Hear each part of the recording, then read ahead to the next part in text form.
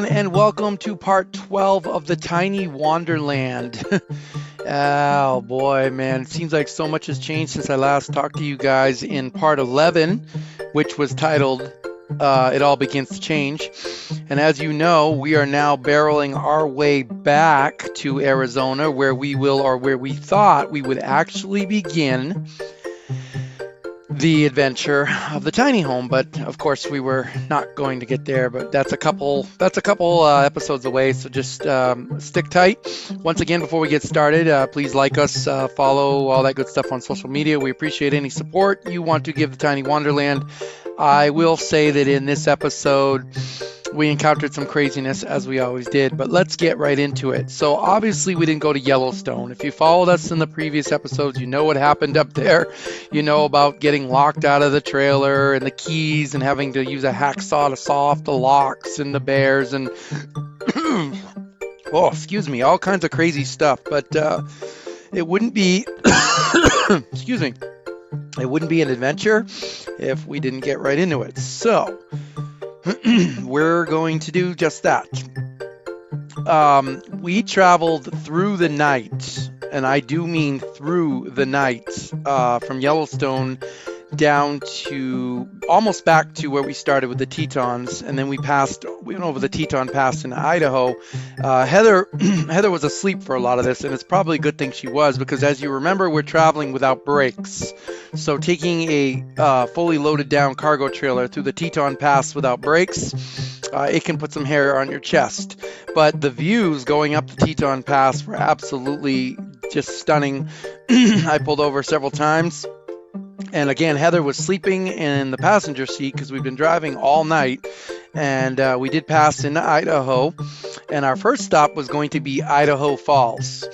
Now, if I remember the story correctly, and I may not be giving it to you in exact order, so just bear with me. I do remember being almost physically exhausted after driving all the way down from the edge of Montana and Yellowstone all the way to Idaho Falls. I crawled in the back of the trailer, literally on top of, I think it was some water bottles and some snacks, just a bunch of like snack packs we had, and passed out. When Heather woke up, she decided after we had breakfast to take on the driving for our next leg of the trip, and I'm glad she did, because I was barely conscious. I was able to get some much needed passenger seat time, and Heather took the wheel.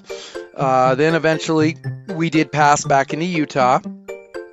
And I guess this is some pictures of me gassing up, probably a lunch stop by the look of it. There's Maggie. And I think at that time we were still calling her the Beluga. I'm not 100% sure.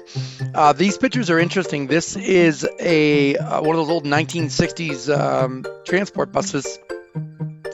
And Heather didn't tell me, I forget where he was from. She talked with him, but the old man that was driving this bus and towing this truck behind him, his wife had passed away, and he was headed, I wanted to say he was headed to Indiana, but I don't remember exactly. I just remember the giant size of the bus.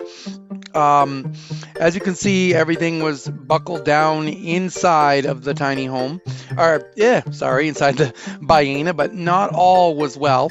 The movement back and forth was causing havoc on our little motorcycle, little coup, but we continued voyaging. Then eventually we did, I don't know. Oh, this is funny. We stopped at a town. I'm not joking. I'm not making this up. The town was literally called Beaver. Beaver, Utah. And it was just a small little gas stop and a couple stores and houses, but they had capitalized so much on this place, guys. There's a picture of me with the beaver. I guess there's a picture of me with a sign that says "I love Beaver."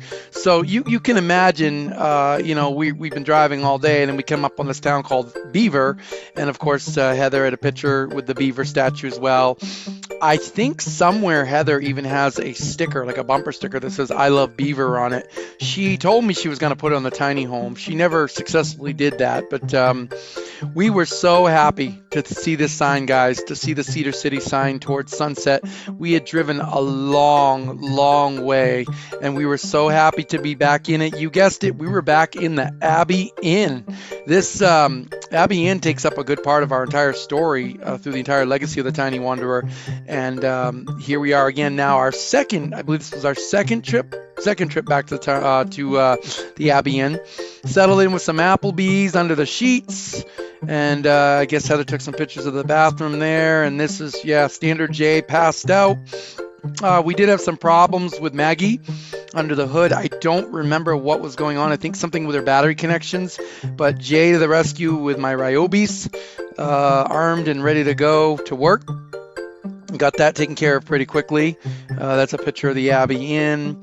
Oh, there's I think that is the Baena. So we went back to Jolly's after the next day when we got up, and Bracken was there. Danny was not. Bracken immediately jacked up the trailer, checked the wiring, checked the connections to the tiny home, to the trailer, and diagnostics on the brake lines. And so this is funny, and I really don't know how to say this without sounding stupid, so I'm just going to say it. The entire time from when I installed the brake controller in Utah, when we were in Salt Lake City, all the way through the Tetons, through Yellowstone, back over the Teton Pass, and back to Cedar City, the trailer had brakes. The miscommunication was when I called Danny when I was in the Tetons and I asked him, what should I be looking for? Why are the brakes not working? Well, Danny said that if you put the brakes on, you would hear this clicking noise, or, you'd hear this closure noise, but that only works when the wheels are rotating. And since we never jacked the trailer up, we never did that. So when me and Heather hooked up electricity at the Teton camp to it to make the brakes go on and nothing happened, the brakes very well probably were working, but we never knew that because we weren't configured to understand that. So we literally drove thousands of miles with no brakes when we already had them hooked up properly. So I used Danny's parking lot to get out my tools and get under there and rig up the brake controller once again. And then we actually officially had brakes. This is Danny. Again, another headless picture of Danny, like the guy in Home Improvement. Danny's always get the headless pictures. And that is a saddle that we were going to put on the trailer, and that saddle was used to raise the trailer up a few inches so we would have more clearance when the tanks were put under the trailer, which is something we're going to do later. Now that we knew we had brakes, and Danny and Bracken and them have been really nice to us. Jolly's helped us through that. Me and Heather headed up to what would become known as our swim spot, one of my favorite places in Cedar. I didn't get to go to it nearly as much, just up the road from the city. And it's just a beautiful canyon, just a great place to relax, especially after a long day. And that place doesn't exist anymore because the Park Service actually dynamited a dam upriver and it washed that whole area away.